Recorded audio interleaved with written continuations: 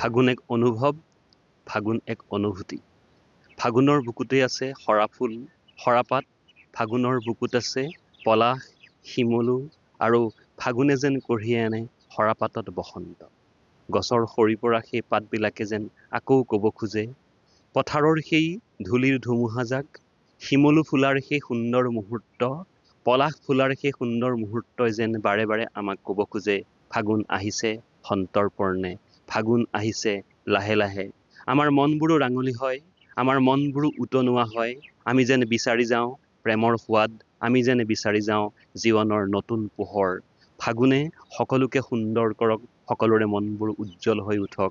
ফাগুন, ফাগুন হৈ যেন অনুভৱ ৰূপে আমাৰ মনৰ মাজত, মনৰ কোণত জিলিকি থাকক। ফাগুন, ফাগুন এক অনন্য অনুভৱ।